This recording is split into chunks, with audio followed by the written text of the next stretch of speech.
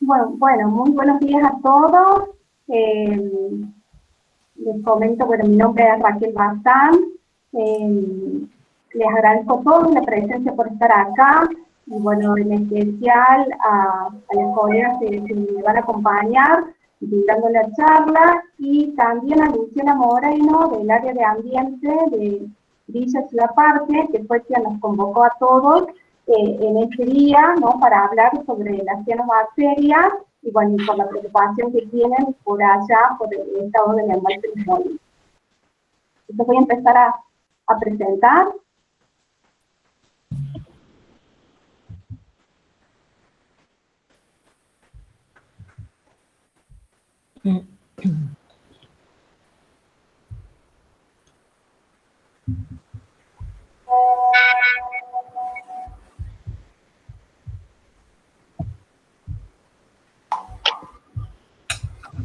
¿Se está pudiendo ver?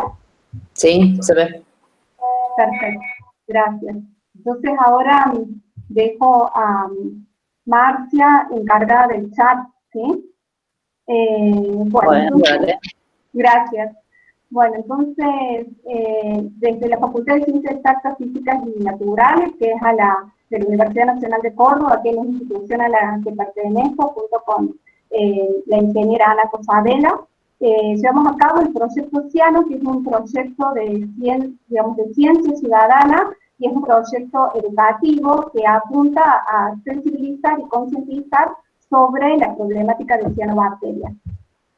En el día de hoy, la presentación que le vamos a dar, digamos, apunta, bueno, a presentarnos algo, ya lo hicimos, ¿no? Recién, pero bueno, la charla la vamos a estar brindando, bueno, en mi caso, o sea, quien les habla.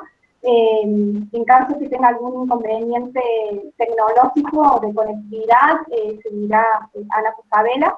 Y desde el Instituto Nacional del Agua, del área de hidrología, nos acompañan, digamos, del CIRSA, de la subgerencia del centro de la región semiárida, nos acompañan las bioquímicas Marcia Ruiz y Ana Laura Rival. Vamos a hablar hoy de qué son las cianobacterias, cuáles son las condiciones, digamos, que promueven su desarrollo, es decir, por qué aparecen. Vamos a hablar de la eutrofización y el panorama a nivel mundial, regional y local, que es lo que nos preocupa, y la relación de las cianobacterias y la salud, que, bueno, les daba la bienvenida hace un rato a los doctores que nos acompañan de cada una de las comunas.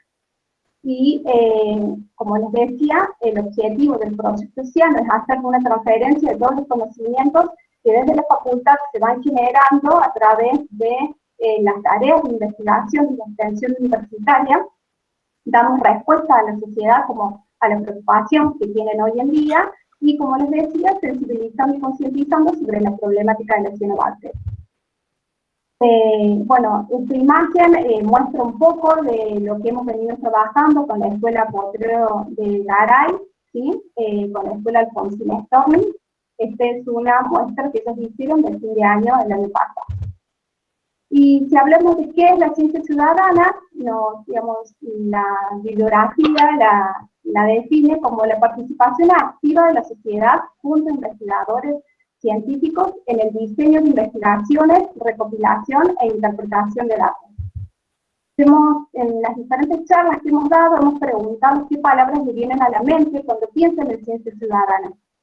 Si le preguntáramos eso hoy a ustedes, probablemente responderían a algunas de estas palabras que están aquí, ¿no? Como compromiso, comunidad, comunicación, colaboración, trabajo en equipo, divulgación. Son algunas de las palabras que reúnen el trabajo que venimos haciendo.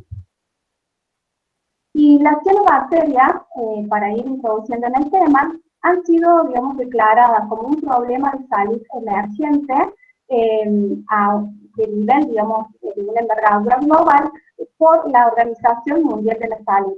Esa parte, digamos, del impacto o influencia en la salud es lo que nos van a hablar Marcia y Ana Laura más adelante. ¿Qué son las cianobacterias? ¿Sí? son microorganismos, ¿sí?, que tienen características propias de las bacterias, porque tienen una estructura celular más básica, sin núcleo, una estructura procariota, ¿sí?, pero tienen las características, pero tienen la capacidad de fotosintetizar, que es una característica propia de las algas o de las plantas superiores. Antiguamente fueron llamadas algas verdes azules, pero después cuando ya se descubrió que tenían una estructura procariota, hoy en día les llamamos cianobacterias. Y estas cianobacterias causan diferentes impactos a nivel ambiental o a nivel de salud, y una de las características reconocidas es como pareciera como una sopa de arvejas que están viendo ahí. Esa foto es de alguien que vive en la zona y un adolescente que le gusta sacarse fotos a los adolescentes, hizo esa foto hace poco, y una de las características, digamos, bien marcadas es que cambian o alteran las características organolépticas del agua, y es algo que ustedes también me comunicaron, de su parte, que era lo que estaban sintiendo. Y lo más importante, digamos, de las cianobacterias es que son una consecuencia del proceso de eutrofización, es decir, que son indicadores de cuerpos de aguas eutróficos que reciben contaminación por nutrientes. Y para adentrarnos un poquito más en el tema, digamos, el proceso de eutrofización es un proceso natural que lleva, si vemos nosotros a la izquierda, vemos que la primera imagen arriba se muestra que se permite el paso de la luz, hay un equilibrio entre las diferentes comunidades que hay en el ecosistema, existe un equilibrio entre luz y alimentos, podemos encontrar peces en las capas profundas y hay un manto de sedimentos más bajo, ¿no? Y por el correr de los años, por la deposición de sedimentos, se va llenando de tal manera que desaparece el cuerpo de agua, digamos, y se convierte como en un pantano. Este proceso natural de eutrofización lleva centurias, miles de años para que esto ocurra. Sin embargo, este proceso es acelerado y lo denominamos eutrofización cultural, y se acelera la línea de tiempo, y este proceso podría ocurrir en décadas. ¿Qué ocurre al desarrollar cianobacterias y algas? No se permite el paso de la luz, ¿sí? Empieza a haber acumulación de nutrientes, ¿sí? Puede haber disminución del consumo de oxígeno disuelto porque estas capas de aguas no se mezclan y como consecuencia originar mortandad de peces. Y algo que se nota, digamos, es que hay una simplificación en la trama, trófica o en la biodiversidad. ¿Y de dónde provienen los nutrientes que llegan, digamos, al embalse, a cualquier cuerpo de agua, digamos, que presenta estos síntomas de eutrofización? Vienen de las diferentes actividades del hombre, que pueden provenir de aguas municipales de desecho sin tratamiento digamos, sin tratamiento o maltratados, ¿sí? Un tratamiento parcial. Puede venir también de escorrentías por fertilizantes, ¿sí? Del terreno que es lavado a través de la lluvia, también como una escorrentía natural. Puede venir por escorrentías, si estamos cerca de una ciudad, digamos, por la misma escorrentía a través de los jardines, ¿sí? Puede ser por erosión, puede tener un aporte atmosférico, ¿sí? Entonces, estas son como las diferentes fuentes. Si nosotros lo miramos, digamos, es como que hay que ver todo lo que ocurre alrededor del cuerpo de agua, ya sea su perilado o su cuenca, y son las actividades que de alguna manera u otra están aportando esos nutrientes. Entonces, para poder hablar un poco de los impactos que tiene la eutrofización, que es, les decía que este aporte de nutrientes que pueden venir, ya sea de fuentes puntuales o de fuentes difusas en la cuenca o del perilado, ¿sí? Y hay diferentes impactos. Algo muy visible es la formación de natas espesas en el agua, así como aparecen aquí, que está, bueno, acá, que está visto desde una imagen tomada desde un avión, ¿sí? Acá vemos que el problema que a ustedes les llamaba la atención, que es olor y sabor desagradable, esto es lo que, digamos, ocasiona es una pérdida de la calidad del agua, tanto para uso de potabilización como también para uso como espejo de agua, ¿no? Raquel, perdóname que te interrumpa, están pidiendo que aceptes a una persona que se quiere incorporar. Ah, perdón, gracias. Perdón la interrupción. No, no hay problema. No hay problema. Es algo que podía pasar. Ahora retomamos. Bueno, me avisan si ustedes saben si hay alguien que esté ahí pidiendo entrar.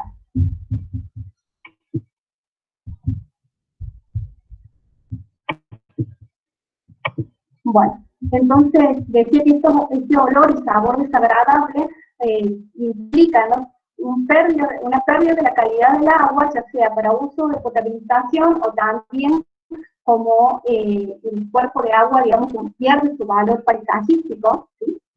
Lo cual también genera un impacto económico, ¿sí? Y también interferencias en las actividades recreativas, y también un impacto económico por las interferencias que hay en los procesos de potabilización. Y como, digamos, había comentado recién, se hace como la trama trófica se simplifica porque hay una pérdida de la biodiversidad. Y en la eutrofización, digamos, que viene, digamos, como una consecuencia de la causa es el aporte de nutrientes a través de diferentes fuentes,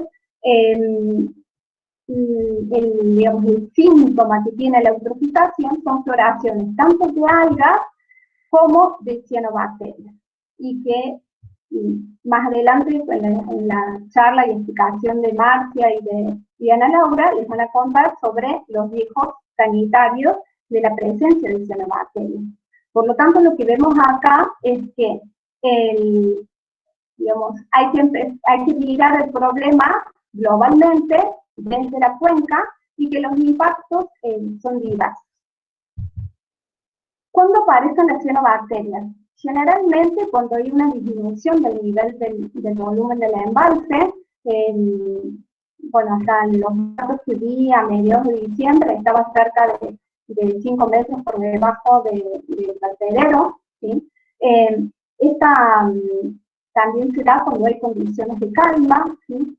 Cuando los nutrientes ya sabemos que existen y de dónde provienen. Nosotros en este embalse lo hemos registrado en temperaturas del agua cercanas a 20, 24, pero las cianobacterias crecen en un rango, que pueden aparecer en un rango de temperaturas de 15 a 30 grados, y también lo que hemos observado es que aparece después de digamos, como eventos que se dan posterior a los incendios, y esto está relacionado con la escorrentía que hablábamos hace un rato, o el aporte de cenizas a través del viento, digamos, de la forma atmosférica. Entonces, la primera vez que nosotros observamos cianobacterias en cantidad que dieron, digamos, lugar a ver como una masa de agua, digamos, una masa espesa de cianobacterias en superficie, fue en el año 2004, posterior a los eventos de incendios que hubo en agosto de 2003. Después de la lluvia, dio este florecimiento que fue en el mes de enero. Y ahora, en el 2020, hemos tenido otros episodios, digamos, de floraciones de cianos durante todo este periodo que venimos estudiando el embalse, pero bueno, lo que nos preocupa ahora es este del 2020, que también, digamos, ya les voy a mostrar desde cuándo se empezaron a aparecer, y acá está una imagen que es desde octubre, que nos enviaron algunos residentes, donde se ve, digamos, que las figuras se ve como desdibujada las figuras de las sierras, ¿no?, porque están tapadas por el humo de los incendios. Entonces, como para resumir, los factores determinantes de las cianobacterias son la temperatura, ¿sí? la luz o la incidencia que haya del sol en el cuerpo de agua, la presencia de nutrientes y las precipitaciones. Este no es un problema, digamos, a nivel local, sino que la eutrofización es un problema a nivel mundial, ¿sí? Que se da en diferentes cuerpos de agua, y acá se les voy a ir mostrando algunos casos, ¿no? En el río Paraná, ¿sí? En el río de la Plata, en el delta del Tigre y Puerto Madero, donde, bueno, hablan, digamos, de bajas concentraciones de oxígeno, que la aparición depende, se ha dado por elevadas temperaturas y mayor luz. Bueno, ¿qué más? Por las fotos de Puerto Madero, ¿no? Las recomendaciones para el agua, en el Tigre. Bueno, ya nos vamos al exterior, en Punta del Este. Esta es una foto de enero del 2019. ¿Sí? Y también en Miami, ¿no? Bueno, el embalse San Roque también tiene como su historia en exploraciones cianobacterias, aunque actualmente hay pocas. Y el caso que nos convoca hoy, el embalse Los Molinos, para tener una idea del panorama local, ¿sí? Este es otro evento importante del 2017, es una imagen satelital de cómo se veía desde el satélite, digamos, esta exploración que también fue intensa, también fue dada en una época de bajante del nivel del embalse. Nosotros tenemos registro de cianobacterias, si bien yo les mostré que aparecieron en cantidad del 2004, digamos, ha habido periodos anteriores, digamos, algunas apariciones, pero con escasa abundancia, y los dos géneros más abundantes en todo este periodo son Dolichospermum y Microcystis. Estas fotos satelitales muestran un poco la historia, digamos, de aparición de este último florecimiento. Estas fotos son gentileza de una colega geóloga de la Facultad de Ciencias Exactas, donde ella nos muestra, digamos, acá en esta imagen del 15 de noviembre, cómo si hacemos como una vista, prestamos atención, el agua, digamos, en el fondo sería negro, que es así como se observa, como se ve acá, ¿no? Si uno ve solamente agua, ve el fondo negro. Y acá vemos que este negro es difuso, pero a su vez hay como por acá, todo esto apenas, digamos, se ve más difuso y apenas una coloración verde, ¿no? Como el inicio que estaba mostrando la aparición. Nosotros fuimos en monitoreo el 1 de diciembre, encontramos la exploración, trajimos muestras, así es como acá lo vemos a nivel satelital, y acá lo vimos al microscopio, que es una exploración de Microcystis. Esta es la imagen que me llegó también por parte de ustedes, que se había difundido, que es la foto del 5 de diciembre, y esta del 10 de diciembre. Bueno, nosotros desde el año pasado estamos haciendo un monitoreo visual del embalse, que lo hacen el personal del CHERS, donde ellos ingresan, toman hacen diferentes mediciones. Nosotros fuimos capacitando a ellos, y ellos también son los que nos embarcan en cada monitoreo mensual.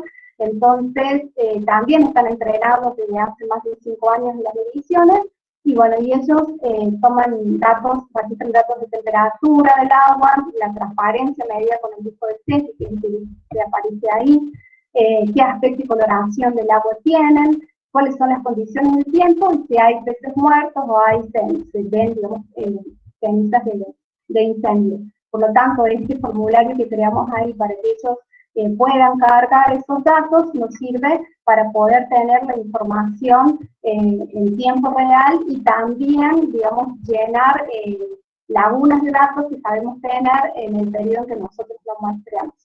Y acá después les voy a compartir este link, que es algo que vamos a empezar ahora, que sería un monitoreo visual, pero por parte de Ciencias Ciudadanas, es decir, que los vecinos o quien está visitando, un turista está visitando el embalse, pueda completar una información parecida a esta y va adjuntada con una foto. Bueno, esto es algo de lo que veníamos haciendo también con el monitoreo visual, ¿no? Bueno, esto es como vimos cómo de todos los datos procesados, la coloración del agua ha sido verde en la mayor parte del tiempo, y acá uno de los mensajes que sabemos compartir, digamos, de cómo observamos el embalse de acuerdo a ese monitoreo visual para ir avisando a las personas del lugar. Bueno, como les decía, este trabajo es llevado por el Grupo Especial de Rescate y Salvamento y es procesado por nosotros en la facultad y por los estudiantes que participan del proyecto Cielo, que es un proyecto de compromiso social estudiantil. También, digamos, nos colaboran en esta tarea personal del APRI. Y, bueno, aquí les dejo el Instagram y el Facebook del proyecto Cielo, donde nosotros vamos poniendo información de interés sobre las cianobacterias. Si quieren ir en el chat, voy a dejar de compartir ahora, si quieren ir en el chat poniendo preguntas, le vamos a responder al final, ¿sí?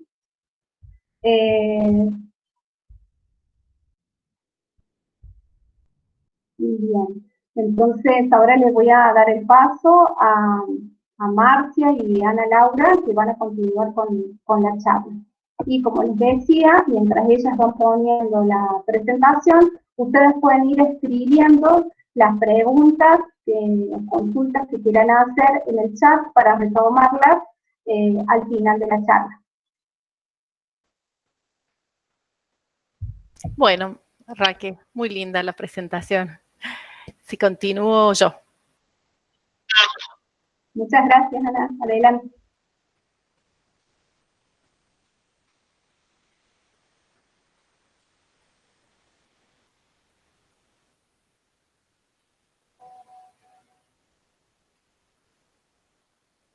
Bueno, me avisan si pueden ver bien. A ver. Que todavía no se ve. Todavía no se ve. Ahora. Ahí. Ahora sí. Sí, solamente te falta poner el modo presentación. Sí, y saqué ese que decía del ocultar, fíjate ahí. Ah, ocultar, acá. Sí. Ahí está. Bueno, muy buenos días a todos. Antes que nada les pido disculpas que no tengo cámara, pero surgió un inconveniente doméstico que justo mi hijo tiene que rendir una materia en la facultad y bueno, le exigen que tenga cámara encendida, así que tuvimos que cambiar de compus. Por eso no está ni siquiera mi foto y están viendo un logo que no es mío tampoco. Bueno, pero una vez que con esta introducción que ya nos dio Raquel, la idea nuestra con Marcia es un poco introducirlos a cuáles son las consecuencias desde el punto de vista de la salud. Primero les voy a contar un poquito yo sobre algunos aspectos relacionados a las cianobacterias y sus toxinas, los efectos sobre la salud humana y animal, algunos otros detalles y Marcia se va un poco más a focalizar en lo que es el manejo de la gestión del riesgo y algunas herramientas disponibles de un trabajo que se ha estado realizando durante varios años en conjunto con el Ministerio de Salud Nación. Bueno, las floraciones algales nocivas también, o floraciones de cianobacterias, floraciones es el término que se utiliza generalmente para un desarrollo masivo de las cianobacterias, también se las puede conocer como FANS, floraciones algales nocivas. Como ya dijo Raquel, el resultado, una de las consecuencias de la eutrofización son las floraciones algales. Hay distintos tipos de floraciones algales. Nosotros, este es un tipo de alga que tiene una coloración rojiza y de las cianobacterias, que es en las cuales nos vamos a focalizar nosotros. Esta es una floración que hubo en el Río de la Plata ya hace muchos años, en el cual el INA participó. Muy bien, ¿y cuál es el problema de las floraciones algales? Porque el tema es que si son organismos que forman naturalmente parte del ecosistema, entonces por qué es que tenemos este problema. Y el problema está justamente cuando desarrollan masivamente y además porque pueden ser tóxicas, no todas ellas, pero pueden generar toxinas. Entonces, las cianobacterias las detectamos, es decir, son algas son bacterias con características de algas, y esas se detectan a nivel de laboratorio usando un microscopio. Entonces, Raquel ya les mostró, pues, por ejemplo, acá tenemos microcystis, que es un tipo de alga colonial, acá tenemos nodularia, Doliscospermum y Cylindrospermopsis. Ahora bien, otro paso más adelante es, primero es detectarlas a las algas, si están. Entonces nosotros sabemos, están y sabemos que son potencialmente tóxicas. Ahora, ¿cómo sabemos si son tóxicas o no? Es a través de otro análisis que se hace en el laboratorio. ¿Por qué?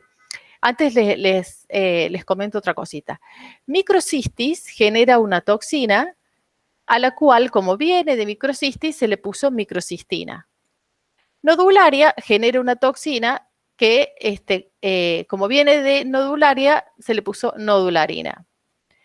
Doliscospermum, que antes se la llamaba anabaena, genera varias toxinas y también se le puso un nombre, o sea, los científicos no han sido muy creativos en nombre, a nombrar las toxinas, ¿no? Se le puso anatoxina S y saxitoxina es otro tipo de toxina. Y, por ejemplo, en el caso de Cylindrospermopsis, genera o produce la cilindrospermopsina. Además, las cianobacterias, o sea, estas son algas que son sintetizadas por la célula. Están dentro de la célula hasta que la célula muere, se rompe y son eliminadas al agua. También puede haber algún efecto de que la célula o algún mecanismo activo en el que la célula pudiera sola, digamos, eliminar la toxina al agua. No se sabe bien cuál es el motivo por el cual las cianobacterias producen estas toxinas. No se sabe si es por un mecanismo de defensa o no. Pero la gran mayoría, o sea, las toxinas son liberadas masivamente cuando hay una lisis celular. Eso es por un lado, o sea, las toxinas están adentro de la célula. Por otro lado, tenemos los lipopolisacáridos que están en la pared celular y esos también pueden generar efectos sobre la salud. Las toxinas se miden en el laboratorio a través de diferentes técnicas, aquellas que se utilizan más de tipo screening, que es para ver presencia, ausencia, algunas semicuantitativas y algunas ya que me permiten identificar, como es la cromatografía por HPLC, asociada, por ejemplo, a masa. Esas me permitirían ya identificar de qué toxina estoy hablando, no del grupo de toxinas, ¿no? Porque a su vez, cada una de estas toxinas, o sea, por ejemplo, microcistinas, hay varias microcistinas. Bueno, ¿y ahora cuál es el problema? Y el problema se presenta en estos casos, cuando tenemos floraciones algales masivas en un lago y la gente usa el lago para usos recreativos, o bien cuando ese lago o ese cuerpo de agua es usado para luego proveer de agua potable, ¿no es cierto? ¿Cuáles son los problemas también en términos generales? Y en términos generales podemos clasificar a las toxinas en hepatotoxinas, en neurotoxinas que afectan el sistema nervioso y en dermatotoxinas que son las que afectan, digamos, a nivel de piel. ¿Y cuáles son las rutas de exposición? Bueno, pues está la inhalatoria, es decir, supongamos que tenemos una persona que está pescando en su barco y ha pasado muchas horas pescando. Digamos, los aerosoles que se pudieran formar pueden ser inhalados y esa es una vía de exposición. O también, por ejemplo, a través de las duchas, cuando uno se baña en su casa, recibe agua, ¿no es cierto?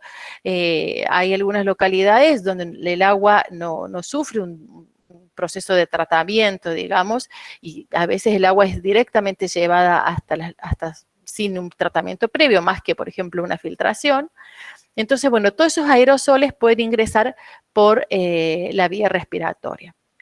Y también, digamos, la vía dérmica, porque nosotros estudiamos en unas poblaciones cerca del lago San Roque, donde las personas allí manifiestan tener problemas de reacciones alérgicas, sarpullidos, picazón en las manos, en el cuerpo, cuando se bañan, por ejemplo, o cuando lavan la ropa. La vía oral es la que menos se da, digamos, en los seres humanos. ¿Por qué? Porque la persona o los seres humanos no vamos a ir a tomar agua verde, ¿no es cierto? Esa es la primera barrera. Se pueden dar en casos que una persona esté haciendo un deporte donde, digamos, donde todo su cuerpo, o sea, donde nada, que se llama en contacto directo con el cuerpo de agua, en ese caso sí, si está nadando, ¿no es cierto?, puede ingerir de manera involuntaria cianobacterias y toxinas si las cianobacterias fueran tóxicas. Otra vía que se conoce también es a través de suplementos dietarios, como es espirulina, por ejemplo. Espirulina es una cianobacteria que se vende en el mercado como un suplemento dietario. Espirulina en sí misma no es tóxica, pero a veces en el proceso de producción puede contaminarse con otras cianobacterias y llevar toxinas. Y la intravenosa, que es la menos frecuente y en realidad es la, bueno, de intravenosa, hasta donde conozco ha habido un solo caso que se ha dado en Brasil, que generó muerte de unas 60 personas más o menos, y fue en realidad por una mala praxis, digamos, del hospital, ¿no es cierto? ¿Por qué? Porque ocurrió en unos pacientes que se estaban haciendo diálisis, tomaron agua del lago, le pusieron cloro, y al ponerle cloro a las bacterias, las algas se rompieron todas, liberaron todas las toxinas, esas toxinas pasaron al agua, usaron esa agua para la diálisis y generó la muerte de estos pacientes. Pero bueno, esta vía fue realmente muy excepcional ese caso. Entonces, dentro de los síntomas que se pueden ver, tenemos aquellos a corto plazo, donde tenemos una alta concentración, pero en poco tiempo. Y allí tenemos los agudos, que es, por ejemplo, lo que ocurrió, bueno, con estos pacientes, ¿no es cierto? Bueno, además, por la vía en la que entró fue intravenosa, o sea que fue directo. ¿Y qué ocurre? ¿Qué genera? Muerte por hemorragia hepática. Esto es en el caso de las microcistinas, que son hepatotóxicas, ¿no? Porque inhiben la fosfatasa. Y esto hace que la célula hepática se rompa y finalmente la persona, o digamos, el mamífero, porque en realidad todo esto se ve en experimentos que se hacen con animales, muere, ¿no? Y de leves a moderados tenemos las reacciones alérgicas e irritación, dermatitis, problemas gastrointestinales, náuseas, dolor estomacal, ampollas en la boca, dolor de cabeza, garganta, tos, y sintomatología semejante a una neumonía. Es decir, como ustedes verán, son todos síntomas que no son específicos, ¿no? Y luego tenemos los síntomas a largo plazo, que es por exposición durante un tiempo muy largo a bajas concentraciones. En este caso, los estudios indican que las microcistinas serían las promotoras de cáncer hepático y de colon. Esto que está aquí es una foto sacada de este trabajo que está citado aquí abajo, de una niña que estaba jugando en un cuerpo de agua y, bueno, tuvo esa reacción. Y esto es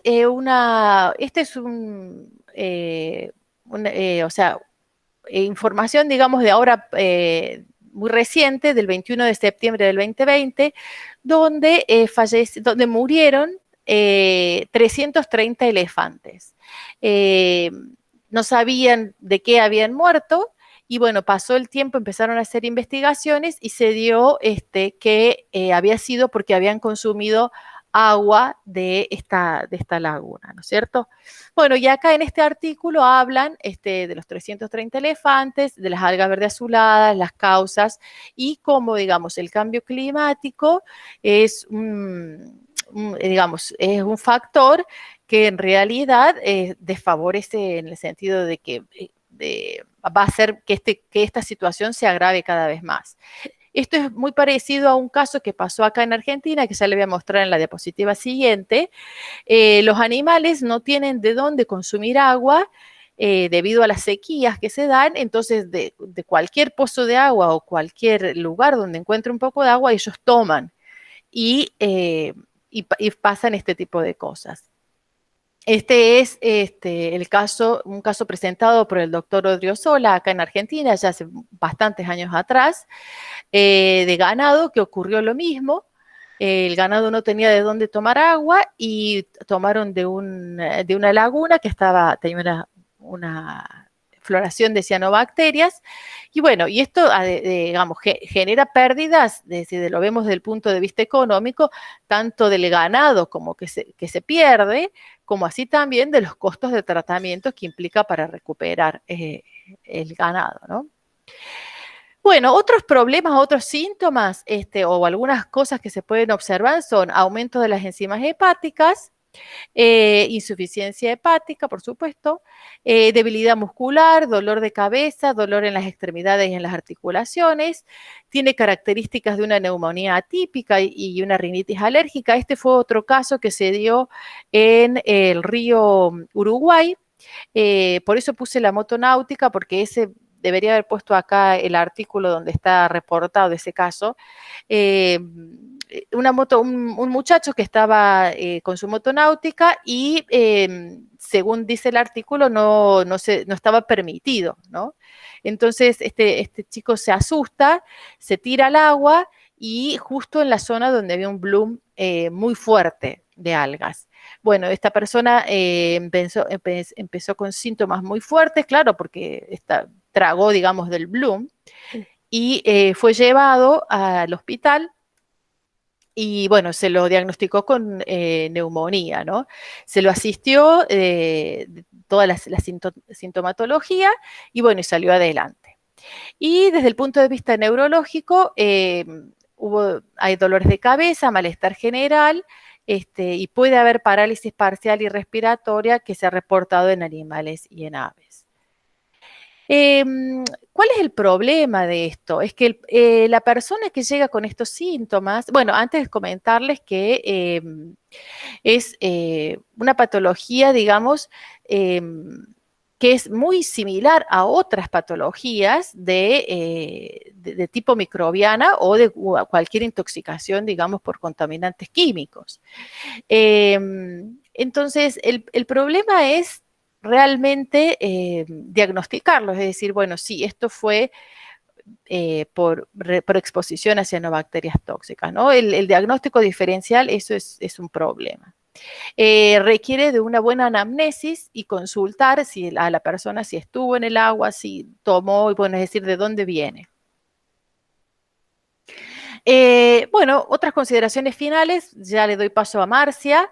Hay que tener cuidado, digamos, con los suplementos dietéticos, con el agua de consumo, también hay que tener cuidado, es decir, en el sentido de que si la planta potabilizadora no es de tipo avanzada y pasan toxinas al agua, entonces puede ser que pase digamos, el agua potabilizada, ¿no? Entonces ahí estaríamos en casos crónicos de contaminación. Las microcistinas no son termorresistentes, es decir, que si yo tomara el agua y la hiervo, no sirve de nada. No es como una contaminación de tipo bacteriana, ¿no? Que yo caliento el agua, se me mueren las bacterias y ya me quedo sin bacteria. En este caso no. Las toxinas son termorresistentes a la microcistina. También se han reportado en algunos trabajos científicos que algunas hortalizas regadas con aguas contaminadas pueden tener microcistinas, y también el pescado, este es otro caso, otra vía de exposición, que está un pez que está permanentemente en contacto con floraciones algales va acumulando tanto en sus tejidos internos, en sus tejidos internos y en sus vísceras, el tejido muscular, quiero decir, en el tejido muscular como en sus vísceras, van acumulando la toxina. Bueno, entonces, dado este pantallazo muy general, ¿cómo hacemos? ¿Qué tenemos que hacer, digamos, para manejar este riesgo que está presente en los embalses y que va a seguir en la medida que no se tomen medidas, digamos, correctivas para el embalse, ¿no? Para el agua. Las floraciones algales, entonces, tienen así dos grandes aspectos de los cuales los podemos mirar para evitar el riesgo. Uno, digamos, es el ambiental, que está asociado a la eutrofización, ¿no es cierto? Es decir, acá hay que tomar medidas tanto en la cuenca, en el lago como sí mismo, en el cuerpo de agua. Quizás a lo mejor se puede dar otra vez alguna charla sobre cuáles son las medidas, digamos, ambientales que se pueden tomar para digamos, disminuir la eutrofización. Y también en la planta potabilizadora, ¿no es cierto? La planta potabilizadora, como la parte final en la cadena, tiene que tomar medidas para que las algas y las toxinas no pasen a la red. Y por otro lado, tenemos como es un problema de salud. Es decir, como ya dijo la Raque, son microorganismos patógenos emergentes y que tienen que ver con dos aspectos principales. Uno, el uso de las aguas desde el punto de vista recreativo, que tiene una especie de sintomatología, y el consumo de agua potable, que podría contener microcistinas. Bueno, ahora le doy lugar a Marcia, ella les va a contar un poco este tema del manejo del riesgo. Ay, perdón, me adelante. Lo que no sé es cómo salir. Ahí está, a ver. Ahí está, Ana. A ver, pruebo sí, yo ahora. A ver ahí. A ver. Ah, eso tenés que saber. Bien. Ahí está. A ver, vamos a compartir. ¿Se está viendo ahí? Está empezando a verse, March. ¿Está bien? Ahí está. Ahí está. Buenísimo. Vamos a poner modo presentación. Bueno, buenos días a todos. Mi nombre es Marcia. Bueno, ya me presentó la Raque al principio. Trabajamos en conjunto con Ana en el área de limnología aplicada y calidad de agua. Y bueno, ella ya dio toda la introducción a la parte de las patologías que pueden surgir del contacto con estas algas, con las cianobacterias. Y yo les quiero contar un poquito del manejo del riesgo y qué acciones se sugieren cuando hay cuerpos con esta problemática. Bueno, cuando uno siempre habla de manejo del riesgo, surgen dos palabras muy importantes, como son el peligro, ¿no? Que es cualquier factor que es capaz de producir un daño. Acá, como muestra la foto, por ejemplo, hay un espectador que está frente a un cuerpo de agua, como para hacerlo bien visual, y está viendo de lejos un tiburón. Ve que hay un peligro. Pero ¿qué pasa? Cuando ese mismo espectador ingresa al agua y se encuentra cerca de ese tiburón, ahí tiene un riesgo, o sea, la probabilidad de que le vaya a ocurrir algo a esa persona, ¿no? En donde, entonces, ¿cómo evaluamos el riesgo? Es igual al peligro por la exposición. Ya Ana Laura les comentó cuáles son todas las rutas de exposición de las cuales presentan las cianobacterias, de las cuales, como bien dijo Ana, la menos importante sería la vía oral. Lo que más se da comúnmente es la vía dérmica y la vía inhalatoria, por lo que comentó Ana Laura, la formación de aerosoles, en las cuales cuando hay aerosoles presentes, quedan suspendidas ya sean las toxinas, como puede ser que quede suspendida la cianobacteria como tal, digamos, la célula. Se empieza ya a trabajar hace un tiempo con el tema de los trabajadores expuestos, que antes no se les daba tanta prioridad, en donde, bueno, dentro, digamos, de los más importantes y que se viene trabajando bastante en esta temática, son los guardavidas, los buzos profesionales, aquellos que enseñan deportes náuticos, Las actividades de pesca, digamos, por doble contacto, como decía Ana, puede ser como un contacto indirecto, aquel que está pescando, ya sea en la orilla del lago, digamos, o desde una barca, en donde ahí el contacto no sería tan, digamos, directo con el agua, sí puede ser a través a lo mejor de aerosoles, que ahí sería un contacto, digamos, ahí bien directo, o como un contacto indirecto puede ser que esa misma persona que pesca en ese curso de agua, que tenga toxinas, puede ser por consumo del pescado, digamos, que él mismo pesca. La actividad de agricultura, como dijo Ana, a través del riego, sobre todo lo problemático son las hortalizas, aquellas personas que trabajan en plantas potabilizadoras con fuentes de agua que tienen esta problemática, los trabajadores de plantas hidroeléctricas, aquellos que trabajan en salud pública, los que trabajan en alguna industria que también tengan algún contacto con algún cuerpo de agua, u otras que se pueden seguir agregando actividades de las cuales tengan contacto con este tipo de fuentes de agua. En donde cuando hablamos manejo de riesgo, que ahí bien decía la Raque cuando hablaba de la parte de la conciencia ciudadana, siempre como lo más fácil es dividir en 3 niveles, en donde más que nada el acompañamiento es visual, ya que el hecho de hacerlo solo visual evita que uno haga todo un despliegue de laboratorio, de toma de muestras, en donde eso sería como algo mucho más difícil por ahí de realizar, pero yo creo que si uno tiene claro a nivel visual, entonces ahí es más fácil la parte de la comunicación. En donde vamos a manejar 3 niveles a nivel de los efectos adversos sobre la salud, en donde va a ser como el ciano semáforo, o sea, un nivel verde, primer nivel verde, segundo nivel amarillo y un tercer nivel de tipo de color rojo. En donde el verde es donde tenemos una baja probabilidad de efectos adversos de salud y en donde visualmente vamos a ver que estas algas se encuentran en forma de lo que se llama una yerba dispersa, se ven como muy discontinuos en el agua y en muy poquita concentración. En donde acá los efectos sobre la salud serían de tipo improbables, puede ser que exista algún tipo de irritación en la piel, o enfermedad gastrointestinal, que va a depender mucho también de la susceptibilidad del huésped, o sea, de la persona expuesta, de la cual puede ser mucho más sensible a esto y puede manifestar algún síntoma, pero si no, sería muy baja la probabilidad. ¿Cuáles serían las acciones cuando hablamos de reducir el riesgo, no? Acá sería brindar información colocando letreros. Esto es muy importante, el hecho de la colocación de letreros de advertencia en el lugar, en donde uno ahí le informa a la población sobre la problemática y que ya esté, digamos, en forma de alerta.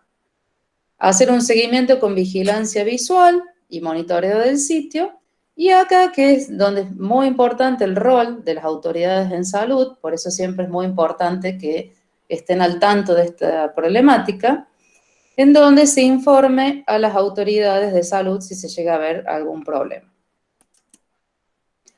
Como un segundo nivel, que como les dije es el amarillo, acá hay una probabilidad moderada, acá ya se comienza a ver que hay una coloración verdosa del agua, o sea, un poquito más intensa, y obviamente va a aumentar los efectos en la salud. Puede haber más sintomatología de irritación, mayor probabilidad de problemas gastrointestinales y, dependiendo del tiempo de contacto, una potencialidad para provocar cuadros a largo plazo. Acá ya las acciones de reducción del riesgo se empiezan como a aumentar. La idea es hacer campañas de información. Bueno, los letreros deberían continuar. Un seguimiento intensificado. Fíjense que acá ya la vigilancia visual se tiene que intensificar, controlar mucho más el cuerpo de agua en forma visual. Y acá aparece una palabra que ya sería la restricción de las actividades de contacto directo, y en donde se puede, por ejemplo, colocar boyas, prohibir el acceso, digamos, pero la idea ya es empezar a restringir las actividades en el agua y dar un informe de tipo inmediato a las autoridades de salud. Cuando ya pasamos a un nivel rojo, donde acá hay un alto riesgo de los efectos adversos, Acá ya es cuando se empieza a ver las acumulaciones de las cianobacterias o natas, o scum, de su palabra en inglés, donde hay una alta densidad celular, en donde acá los efectos sobre la salud van a ser mucho más elevados, que se puede presentar, como decía Ana, el caso de este chico que presentó como una neumonía. Acá en este nivel se suele acompañar de una instancia de presencia de animales muertos, que acá, digamos, no serían los peces, ya que los peces tienen una, digamos, la facilidad de ellos es la de bioacumular, pero muchas veces cuando hay mortandad de peces no es por intoxicación, sino es cuando baja el oxígeno disuelto disponible en el agua, por eso los peces se mueren. Pero acá puede ser, por ejemplo, si hubo un contacto de algún perro cerca del cuerpo de agua, las aves, o sea, otro tipo de animales, o como mostraba Ana, los elefantes, en el caso ahí, creo que en Asia, pero no son los peces los que son indicadores de esta mortandad. Se siguen sumando actividades, o sea, las actividades serían las mismas, continuar con las campañas, intensificar el seguimiento con vigilancia visual, y acá ya antes era restricción, ahora hablamos de prohibición. Ya acá se prohíbe ya sea nadar o realizar cualquier actividad, ya sea laboral o deportiva, y se debería clausurar en forma inmediata el balneario o ese cuerpo de agua de acceso público, ¿no? Y continuar el informe de tipo inmediato a las autoridades de salud para que estén preparadas ante esta problemática por si llega a caer algún caso de salud en el dispensario o en el sanatorio, ¿no? Y bueno, acá, como ya les dije, empiezan a tener prioridad los animales domésticos, si tienen algún contacto con el agua o el ganado. Y la idea es que si tuvieron contacto, sobre todo los perros, hay que sacarlos del agua y lavarlos, o sea, bañarlos inmediatamente con agua limpia. Entonces, ¿a quién le debemos comunicar sobre este problema? Bueno, lo más importante, las autoridades sanitarias. Obviamente el equipo de salud tiene que estar informado de este tema, sobre todo si es un equipo de salud que trabaja en estas áreas donde hay este tipo de cuerpos de agua con esta problemática, y sobre todo la población que vive ahí, en circundante, digamos, al cuerpo de agua, o el turismo que se presente, digamos, en la época turística. ¿Cómo debemos comunicar? Siempre es muy común que exista lo que se llama la alarma social, debido a la desinformación. Muchas veces los medios usan titulares que preocupan muchísimo a la gente y mal informan porque muchos de estos titulares, por ejemplo, que leemos ahora, digamos, no estarían dando una evidencia real de lo que pasa. Por ejemplo, las algas matan a peces del dique, por ejemplo. Este es un diario de La Rioja. Este otro, por ejemplo, dice, advierten una alta cantidad de algas tóxicas, que es lo que comentaba Ana. Estas algas en realidad son potencialmente tóxicas, no necesariamente, o sea, cuando hay un bloom, quiere decir que ese bloom es tóxico. Puede haber un bloom de cianobacterias, pero las mismas no presentar toxicidad. Sí o sí, lo mismo, hay que tomar los recaudos necesarios en el manejo del riesgo y tomarla siempre como que ese bloom es potencialmente tóxico, aunque no lo sea. Entonces, ¿cuál es lo ideal? Digamos, ¿cómo se debe comunicar? Hacer reuniones informativas. Es muy importante el tema de cartelería, el uso de banderas indicativas, por ejemplo, si aplicamos un cianosemáforo, indicar si estamos a nivel verde, nivel amarillo o nivel rojo, que sea bastante dinámico, que esté todo el tiempo actualizándose el uso de la bandera, con material impreso como folletería o en los medios de comunicación, por ejemplo, que se puede informar a través de la radio, como es el caso del embalse Salto Grande. Ellos hacen mucho informe a través de la radio.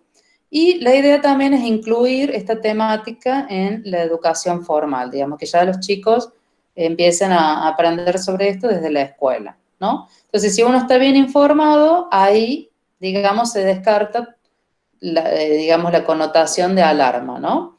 Y siempre lo ideal es tener una comunicación ida y vuelta con algún interlocutor válido o, por ejemplo, que haya un teléfono para consultar, un mail, O sea, que siempre haya un ida y vuelta cuando alguien consulta sobre este problema. Bueno, ¿cómo comunicamos con la comisión? Por ejemplo, la Comisión Administradora del Río Uruguay, que ellos lo tienen bastante aceitado, este tema en el río Uruguay, en donde ellos también tienen un ciano semáforo, y fíjense que, por ejemplo, si ellos ponen que está verde, es apta para baño. Si es amarilla, hay que tomar precauciones correspondientes, y si se encuentra a nivel rojo, no se debe poder bañar. Ellos, por ejemplo, implementaron lo que se llama una bandera sanitaria de respuesta inmediata. Como yo les decía, una de las formas puede ser la bandera sola con el color, o ellos implementaron esta bandera, la cual es roja con una cruz verde, donde están capacitados los guardavidas para colocarlos. Ellos están adiestrados en la temática, y cuando ven un riesgo, la izan a esta bandera. Siempre como hay que mantener una comunicación directa y de tipo inmediato con las autoridades de salud. Bueno, otras recomendaciones que más o menos ya las vinimos hablando: siempre evitar contacto posible donde se vean estos scum, ya sea que estén presentes en la tierra o en el agua. Si uno ve que hay algas secas en el costado, ahí en el perilago, o por ejemplo en la orilla de la margen de un río, no se debería uno sentar ahí o jugar con la tierra o la arena, en el caso de las playas. Si hay un contacto directo por deglución así intencional, por ejemplo, si uno está nadando, tiene que considerar que puede tener un riesgo para la salud. Por ejemplo, por más que no haya espumas presentes, pero el agua puede presentar coloración verdosa fuerte y turbidez, también puede ser una condición de evitar ingresar al agua. Por ejemplo, los que hacen esquí acuático y, por ejemplo, realizan o algún otro deporte que, por ejemplo, lo realicen justo en una zona donde hay scums que pueden generar aerosoles, hay que evitar esto, o sea que no hay que realizarlas en esas zonas. Aquellos que usan traje de neopren, puede ser que quede alguna alga, digamos, contenida en la zona axilar o inguinal, y esa misma fricción del traje de neopren con el alga puede producir una irritación en la piel, lo cual se aconseja que apenas uno salga del agua se debe duchar, obviamente con agua limpia, y después acondicionar y lavar todo lo que se usó, digamos, en contacto con el agua, sobre todo el traje. Bueno, esto para contarles las herramientas de las cuales venimos trabajando ya hace tiempo. Primero se trabajó con un manual técnico que es exclusivo para las plantas potabilizadoras en el año 2009. Luego se comienza a trabajar a partir del año 2011, cuando empieza a surgir mucho esta problemática de las cianobacterias de salud, con el Ministerio de Salud Nación, en donde se hace un primer manual que está enfocado únicamente a personal de salud. Se elabora folletería, donde también ahí se explica un ciano semáforo, y a nivel país para mostrar que esta problemática, como bien decía Raquel, no es solo nuestra, sino que está a nivel país y a nivel mundial. Luego se hace una actualización del manual en el año 2017, en el cual se incorporan unos capítulos nuevos, como los de los trabajadores expuestos, por ejemplo. Y después, bueno, se implementó también la del ciano semáforo. Se hace una folletería sobre el animal centinela, del cual es el perro. Acá el contacto, digamos, sería a nivel con el médico veterinario, para que también esté alerta cuáles son las consideraciones. Después se hizo como una cartilla muy resumida de preguntas y respuestas como más rápidas para los profesionales de salud. Directrices sanitarias para el uso seguro de aguas recreativas, no solo para cianobacterias, sino también para el tema de las enterobacterias, ya que el agua no solo tiene cianobacterias, sino también bacterias entéricas patógenas. Y como último, así aporte, en lo cual estuvimos trabajando en el año 2016, que nos invitaron a participar, Bueno, en donde se agrega, en el decreto 174/16, que es de agua para consumo, se agrega el control de las microcistinas totales en agua para consumo, para aquellos, obviamente, cuerpos de agua que tienen esta problemática, en donde no se debe superar el nivel guía, que es el mismo que aconseja la Organización Mundial de la Salud, que tiene que ser menor de 1 microgramo por litro de toxinas totales. Bueno, muchas gracias. No sé si hay preguntas.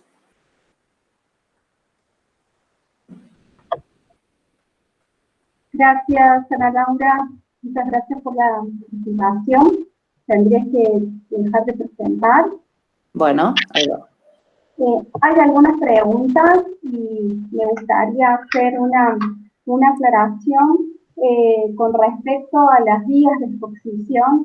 Está muy bien lo que explicaba Ana Laura de que digamos, la vía oral es como la menos probable, digamos, siempre y cuando se cuente con potabilización. Y lo quería aclarar por la comuna de Potrero de Garay, que ellos toman el agua directamente de dos tomas, desde las lagunas del río San Pedro y los Pinchos, toman el agua directo desde el embalse y la distribuyen. Entonces, ahí es súper importante, si bien la distribución del agua, digamos, como agua corriente de red, que no es para consumo, que es un agua sin tratamiento, digamos, el origen del proyecto Ciano fue a través de la preocupación de los vecinos de la zona, porque les llegaba el agua verde y no sabían qué podían hacer, y también varias mamás nos comentaban que había familias que no tenían posibilidad económica de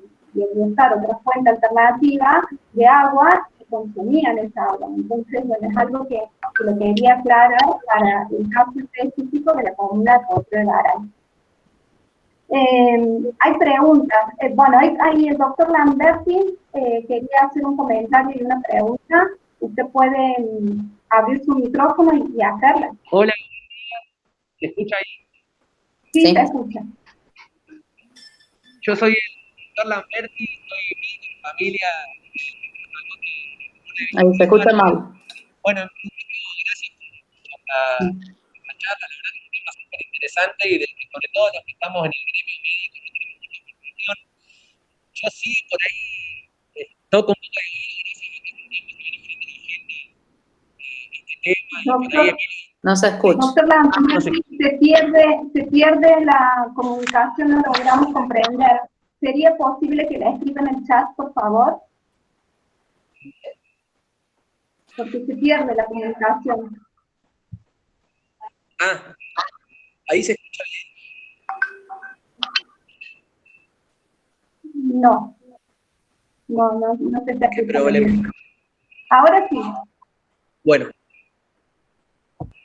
No, lo que decís es que es un tema súper relevante, en el cual los médicos y médicas no tenemos mucho conocimiento, porque no es un tema al que se le dé importancia en nuestra formación de grado. Pero, por suerte, también mucha gente que viene trabajando en el tema, porque claramente estamos en una situación bastante crítica en el tratamiento de las aguas de los lagos.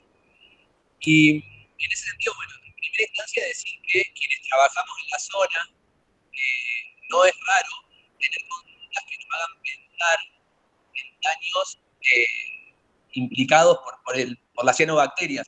Por ejemplo, hay un usuario acá del centro de salud que hace recreativamente jet ski y tiene un contacto diario con el lago, y desde que yo lo conozco tiene rinitis alérgica perenne y no sabemos con qué darle.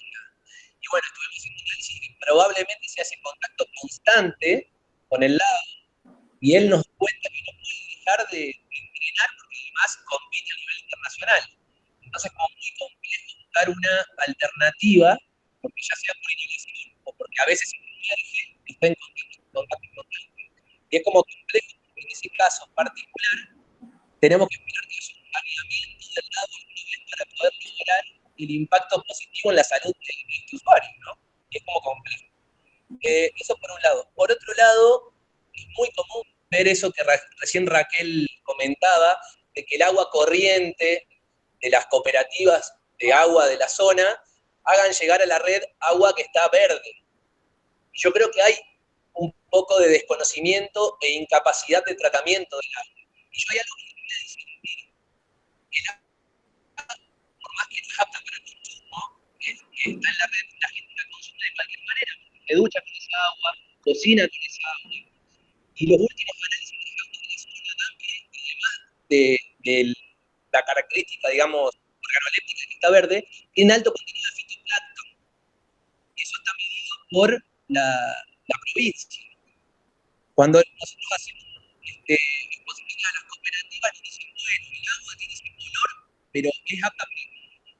El año pasado tuvimos una gran epidemia de norovirus en todas las comunas de la zona, muchísimos casos de gastroenteritis, y analizando, hemos visto que el alto contenido de algas en el agua corriente y el alto contenido de fitoplancton hace que el norovirus sea más difícil de combatir en el tratamiento del agua.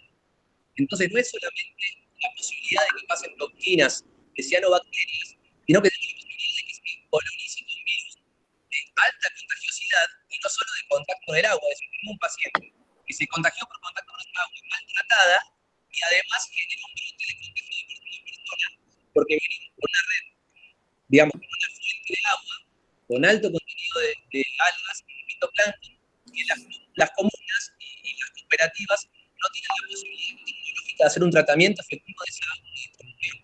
En ese sentido, me parece importante empezar a poner en agenda esto. No se escucha nada. Me dicen que no se escucha. Leandro, sí, se te ha perdido, digamos, pudimos escuchar entrecortado, porque no sé si es que te tenés que acercar mejor al micrófono, pero sí hemos entendido lo de los problemas gastrointestinales.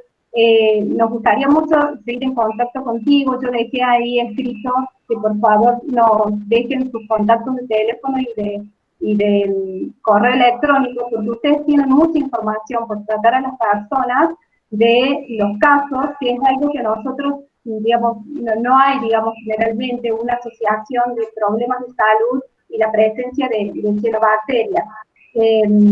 Concuerdo con lo que hablabas del tema del agua, que la gente no solo la usa para tomar, sino que se ducha con esa agua, cocina con esa agua. Entonces, es importante, digamos, seguir en contacto. Lamentablemente, tu audio fue bastante entrecortado. Bueno, ahí voy a terminar de escribir en realidad la propuesta en el chat. Bueno, te lo agradecemos mucho, por favor. Muchas gracias. Gracias a ustedes. Bueno, entonces después Alejandro Ferrari nos hizo unas preguntas por chat, donde preguntaba se han registrado casos de espirulina con toxinas en nuestro país. No sé si quieren responder ustedes, chicas, o... Bueno. Sí, nosotros, hasta donde yo conozco, acá en Argentina, yo no sé si Marcia tendrá alguna otra información, pero acá en Argentina yo no conozco que se hayan detectado. Sí leímos un trabajo en el cual se habían tomado varias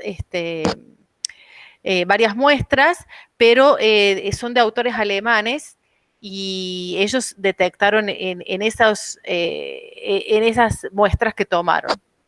No sé, Marcia, si vos tenés alguna otra información. Es verdad, es como que acá no se controla. Bueno, hemos participado en otros eventos donde, bueno, se ha comunicado como que en la industria farmacéutica se tendría que tener recaudo, pero no hay controles acá en Argentina. Sí, como dice Laura, en otros países o en Alemania, sí se han tomado muestras hacia el azar de comprar frascos de espirulina y que sí han tenido presencia de toxina positiva. Pero acá en el país no hay registro porque en realidad no hay mediciones. Aprovecho para saludar a todos, de acá con mi colega que me está asistiendo. No, está perfecto. Simplemente quería entender un poco qué desafíos analíticos hay en relación con esto, pero me interesaba saber si era una determinación vacante, digamos, encontrar toxinas en alimentos como la spirulina. Por eso lo pregunté, gracias. No, está bien.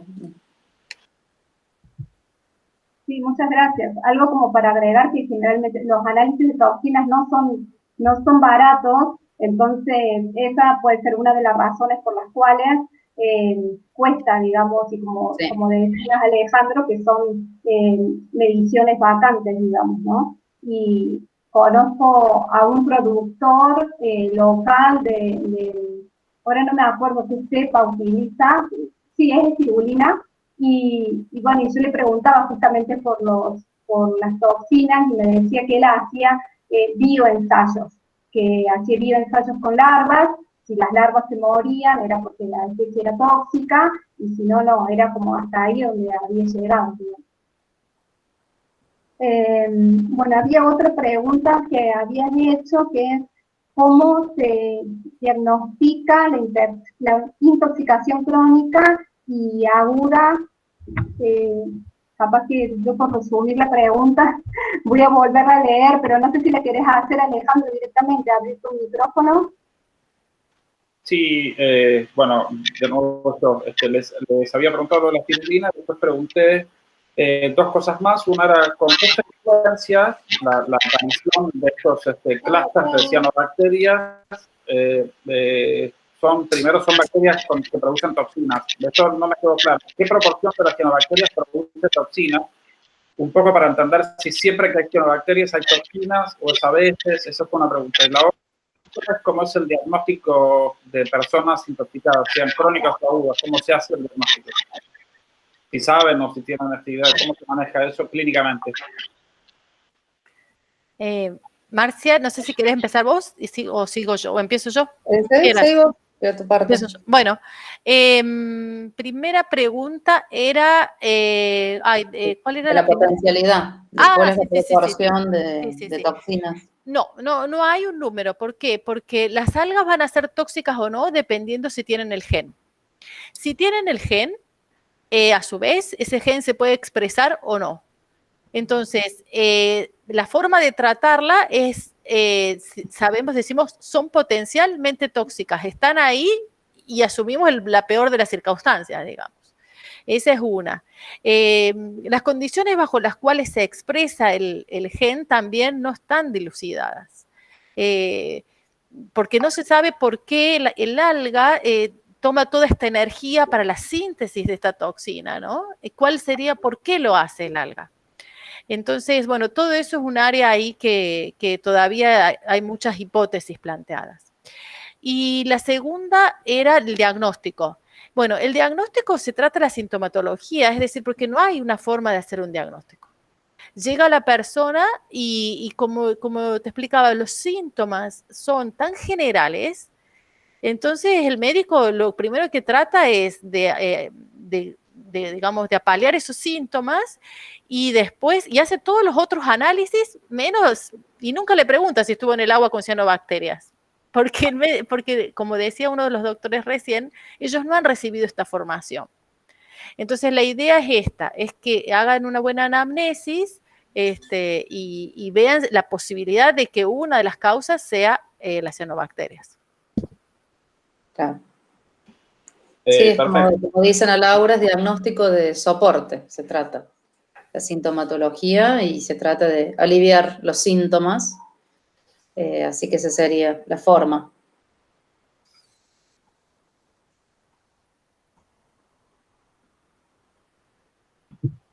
Por ejemplo, en el embalse de los molinos, en la floración esa que le mostré del 2004, era bastante marcada en cantidad, digamos, de cianobacterias, pero a nivel de toxinas fue la menor, digamos. Ahí hubo, digamos, registros que pudimos hacer análisis, porque en ese momento estaba haciendo mi tesis y fue como parte del trabajo de la tesis de maestría. Ahora, actualmente, digamos, la provincia está va a empezar a hacer análisis de toxinas en los embalses de la provincia, porque bueno, como decíamos al principio, este síntoma de eutrofización, que es la aparición de cianobacterias, se hace cada vez más recurrente, acompañado, digamos, de todo lo que es el desarrollo en la cuenca, y también se cree que también puede influir el efecto del cambio climático por las mayores temperaturas.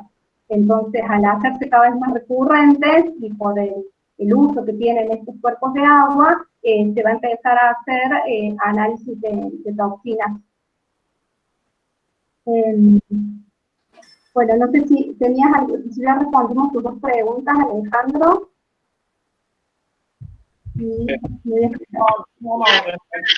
Entiendo la circunstancia, me parece muy claro el tema del manejo como casos de, digamos, de la potencialidad, lo entiendo, digamos, frente a la emergencia en el sentido de cuando aparecen, se las considera como potencialmente tóxicas y así se lo trata. Entiendo también la cuestión del laburo sobre los síntomas y la cuestión paliativa. También entiendo que hay quizás alguna falencia en la formación, o falencia es una palabra muy fuerte, pero digamos, cuando uno no tiene la experiencia en el manejo clínico de esas cosas, capaz que le cuesta imaginar que ese puede ser el problema. Lo entiendo perfectamente. Insisto, digo, simplemente me voy imaginando cosas vacantes. Está buenísimo. Muchas gracias y muy claras las respuestas y todas las exposiciones. Felicitaciones para todos ustedes. Gracias.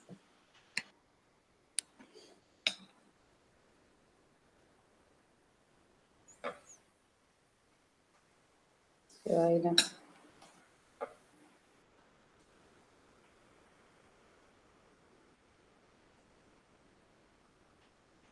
Raquel, no se escucha, tenés que abrir el micrófono.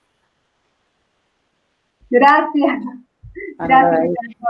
Estaba viendo algunos comentarios del chat, bueno, donde sí, hay, digamos, otra charla podría ser, digamos, a las comunas en relación al servicio de agua potable. Bueno, también hablan del tema sí, Majo Caro, creo que era una doctora que tuvimos ingreso después, nos hace que hay excesiva floración.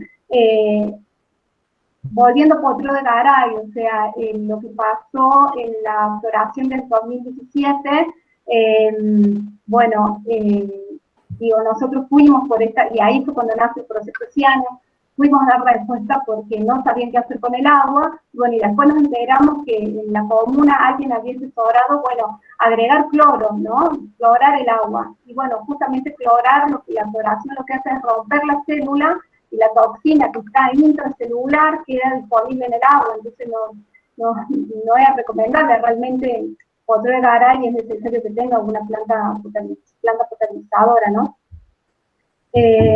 Bueno, después también mencionaron que sí, que hay un problema que hay que hacer cargo en las comunas y los municipios de la región, tal cual, y también es importante, digamos, a nivel, ¿no? A nivel de cuenca, ¿no? Y a nivel de Perilagüe. Por eso agradecía al principio de la charla a Luciana que convocó a las otras comunas para estar presentes. Y bueno, y lo otro importante es el manejo de la eliminación de excretas en la región, ¿no? Bien. Y preguntaba Luciana preguntaba qué entidad era la que iba a empezar a hacer análisis de toxinas, y es el APRI, a través del CEPROCOR. Y Marínez, el comentario, no sé si es un comentario o una Marina Rodríguez, que también nos va a acompañar en esta charla, también pertenece a Lina, y no sé si es un comentario o es una pregunta. Hola, sí, buenos días. María Inés Rodríguez de Lina. Estoy siguiendo muy atentamente la charla. Felicitaciones, ha sido muy, muy linda. No, simplemente aportar una información que desde el Ministerio de Salud Nación se desarrolló una serie de actividades donde se generaron documentaciones e informaciones de esa folletería que mostró Marcia. Y localmente, hace unos años, se dejó como constancia de que había un referente local para acudir en caso de sospecha de detección de casos, que es la unidad de tóxico ambiental del Hospital de Niños, donde está la doctora Nilda Gait con su equipo de toxicología, que tienen un conocimiento en este tema, con el que hemos abordado conjuntamente las tareas de capacitación a APC.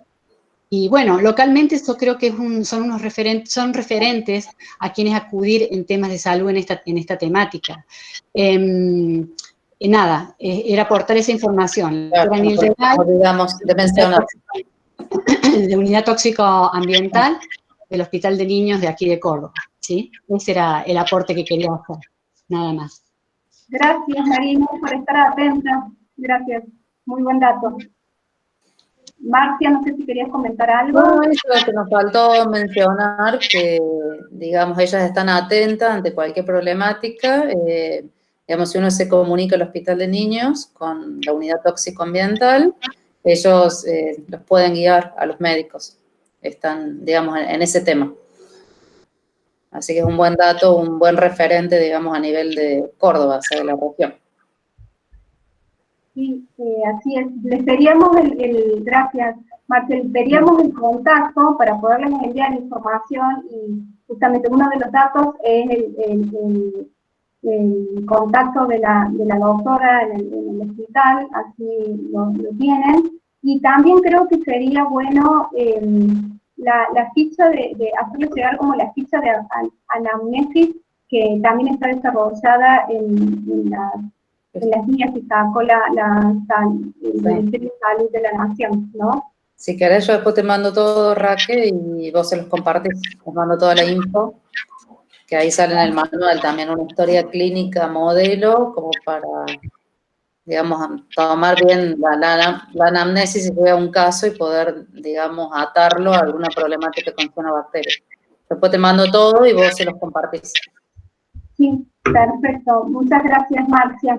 De nada. Entonces, bueno, si no hay más preguntas, creo que estaríamos llegando al cierre de la charla. No vi las preguntas y bueno, si no alguien quiere hacer algún comentario, puede abrir su micrófono.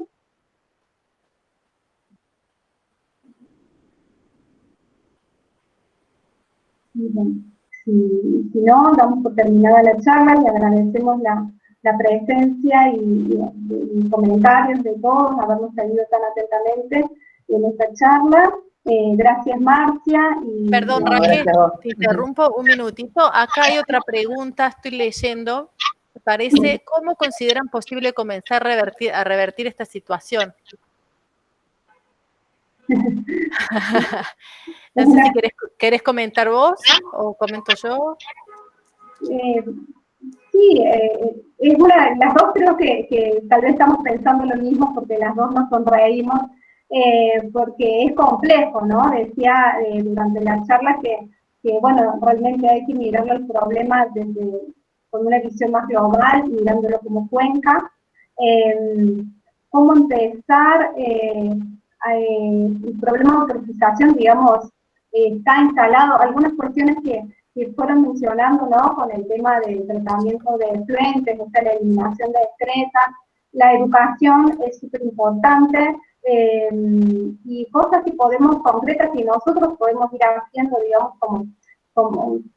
como desde el área nuestra, desde la facultad, seguir, digamos, expandiendo lo que es el proyecto Ciano, trabajando con las escuelas, como decía Marcia, es súper importante llegarlo, digamos, a la educación ambiental, ¿no? Como llevarlo a espacios formales.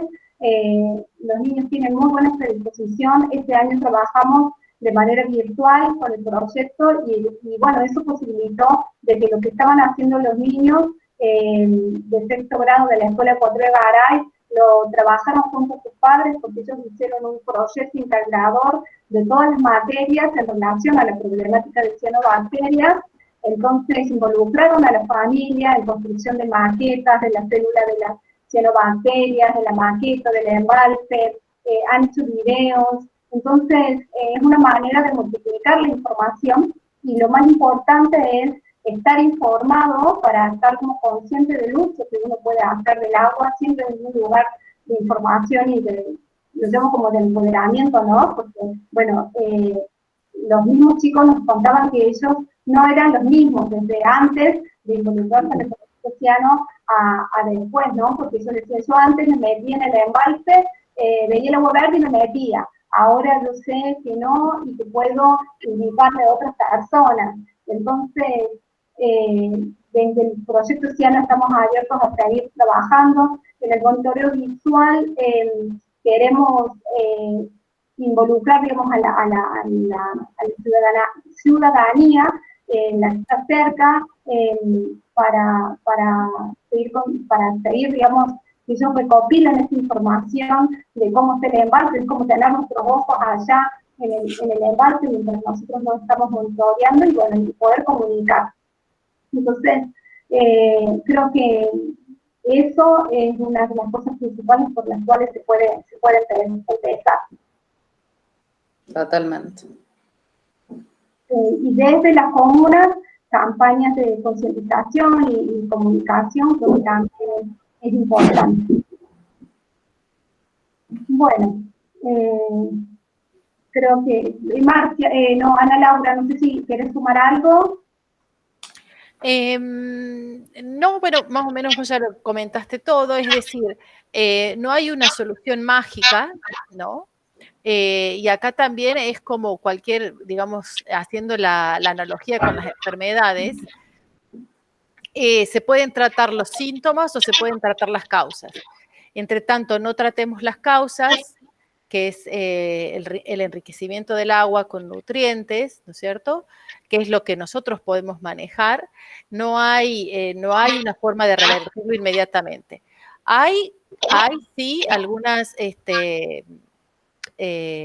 medidas tecnológicas que se usan como para disminuirlo, ¿no?, al efecto de las algas. Pero la verdad que la solución es a largo plazo y bueno, y requiere atacar las causas, ¿no?, en la medida de lo posible. Y todo lo otro acompaña digamos, a lo que serían los efectos del océano. Eso nada más como para resumir lo que comentabas vos, Jack. Perfecto, Ana Laura, tal cual, coincido plenamente. Bueno, entonces creo que ahora sí damos por finalizada la charla.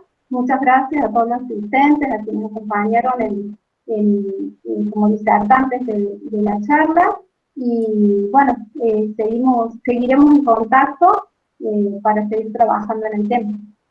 Bueno, estamos en contacto para lo que necesiten. Muchas gracias, estamos a disposición. Nosotros no pusimos nuestro mail, pero bueno, sí, cualquier cosa, si se contactan con Raquel, Raquel nos comunica. Les voy a enviar el link de la grabación y ahí voy a incluir el mail de todos los que lo dejaron y, bueno, y a ustedes también. Bueno. Todos los correos. Bárbaro, Raquel. Muchas gracias. Muchas gracias. Adiós. Saludos. Chao, chao.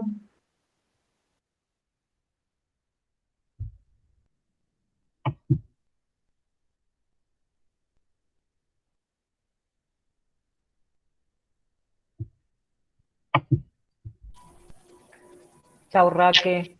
Muchas gracias. Muy linda la charla.